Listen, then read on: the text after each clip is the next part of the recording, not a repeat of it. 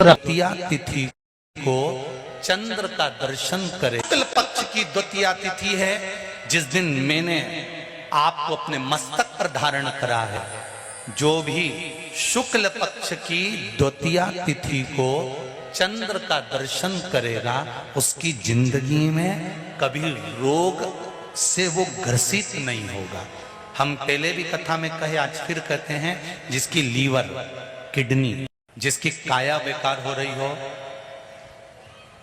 चमड़ी सफेद पड़ रही हो, काले काले छट्टे पड़ रहे हो, सोराइसिस जैसी बीमारी हो गई हो, कैंसर जैसा रोग हो गया हो, बड़े से बड़ा रोग, अगर किडनी लीवर कितना भी बेकार से बेकार हो गया, डैमेज से डैमेज हो गया, उसको शुक्ल पक्ष के द्वितीया चंद्रमा का दर्शन करना चाहिए।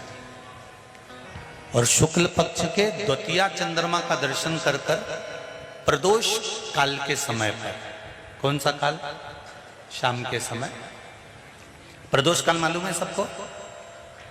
सूर्य जब डूबता है उसके 45 मिनट पहले से, सूर्य डूब जाए उसके 45 मिनट पहले से 45 मिनट बाद प्रदोष काल का क्रम है। चंद्रदेव का दर्शन कर कर कच्चे दूध का छींटा, सफेद पुष्प चंद्र को समर्पित करो। सफेद चंदन का छींटा चंद्रदेव को दीजिए और चंद्रदेव को छींटा देने के बाद जो दूध है उसका छींटा अपने तन पर लीजिए। सफेद चंदन थोड़ा सा अपने शरीर पर लगा लीजिए। कितना भी विषम से विषम रोग हो, कितना भी किडनी, लीवर, चाहे कैंसर जैसा रोग हो, मेरा चंद्र शुक्ल पक्ष के द्वितीया के चंद्र में शंकर भगवान स्वयं विराजमान होकर अपने भक्त को रोग से मुक्त करते हैं। द्वितीया का चंद्र, शुक्ल पक्ष के द्वितीया तिथि का चंद्र का दर्शन व्यक्ति को जीवन का सुख देता है। जिसके आंखों में तकलीफ हो, श्रवण शक्ति में तकलीफ हो, बोलने में, मुख में तकलीफ उत्पन्न होती हो, भारी से भारी रोग, शुक्ल पक्ष की द्वितीया तिथि को भगवान शंकर ने चंद्रदेव को अपने मस्तक पर धारण करा। तो शंकर भगवान ने कह दिया, सुनो चंद्रदेव, आज शुक्ल पक्ष की द्वितीया तिथि को मैंने आपको अपने मस्तक पर धारण करा है। संसार में रहने वाला, मृत्यु लोक में रहने वाला, चाहे देवलोक में रहने वाला, चाहे जिस लोक में वो निवास कर रहा है, अगर शुक्ल पक्ष के द्वितीया तिथि के चंद्रमा का दर्शन करेगा तो वो रोग से मुक्त रहेगा। अब हमारे यहाँ इतनी अच्छी अच्छी तिथियां दी हैं, कैलेंडर तक में लिखा हुआ है कि चंद्र दर्शन। अब उसके बाद भी लोग चंद्र दर्शन नहीं करें तो फिर उनका भाग्य बेकार। पंचांग में लिखा है कि चंद्र दर्शन, बोलो सही है कि गलत है? उस पे पंचांग में लिखा है कि चंद्र दर्शन, शुक्ल पक्ष की द्वितीया तिथि चंद्र दर्शन। और नवरात्र में भी अगर आपकी कोई कामना है, आपकी अगर इच्छा है, आपका मन है, तो जगत जननी की आराधना करो। श्रीफल, श्रीफल लिखा हुआ नारियल, नारियल में पीछे की ओर जहां से जटा होती है और पकड़ के जहां से फोड़ते नारियल को, उस जटा के पास में 3 छिद्र होते। शंकर भगवान को पूर्णता में देने वाला और शंकर भगवान के द्वारा संकट हरने वाला इन फल, वो कहलाता श्रीफल।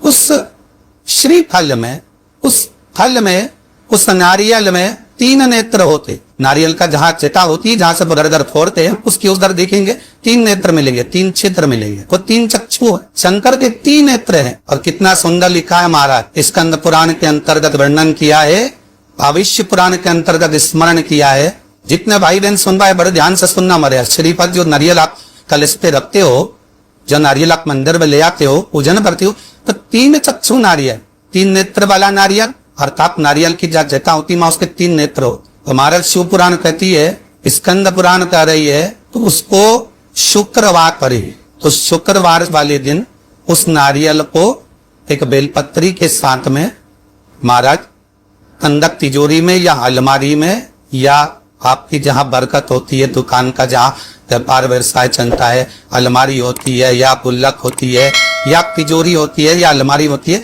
उसने उसको रख दिया जाए। तो रखने के बाद हमें दूसरा दिन और शनिवार के दिन उसको निकालिए, और निकालने के बाद उसको पूरे घर में घुमाने के बाद में श्री गणेश जी के मंदिर में, जो भी तुम्हारे घर में, तुम्हारे गांव में, तुम्हारे नगर में जो गणेश जी का मंदिर हो, उस मंदिर में ले जाकर उसको रखिए। वहां से मात्र एक दुर्वा लेकर आए, गणेश जी महाराज की चढ़ी हुई केवल एक दुर्वा, और उस दुर्वा को दरवाजे की दहली पर छुलाकर उस दुर्वा को अपनी अलमारी में, अपनी तिजोरी में उसी दिन रख दो जिस दिन लेकर आए हमारे।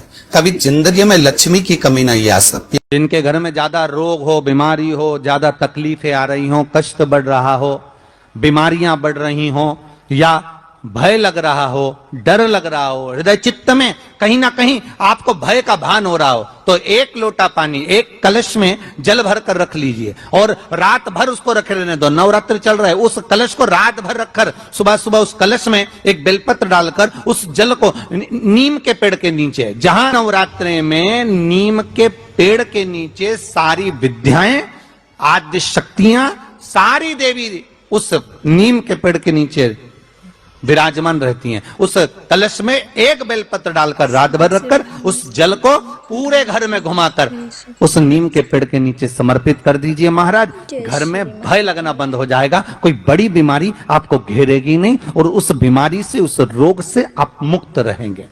अष्टमी तिथि या नौमी तिथि किसी भी महीने की, ये दो तिथियां ऐसी हैं, मान लो तुम्हारा पैसा तुमने किसी को दिया 5 लाख 4 लाख 30,000 20,000 40,000 और वो पैसा नहीं दे रहा आपको, आप हार गए कह के कर, फोन लगा लगा कर, भैया दे दे रहे, परेशानी है, दे दे रहे भैया, हम तो परेशान हो गए और हार गए। आप मां जगत जननी जगदम्बा का शिव के साथ में, शिव शक्ति का स्मरण कर कर देवी के नाम की 9 आहुतियां, सूखे बीले की, मतलब बीला जो सूख चुका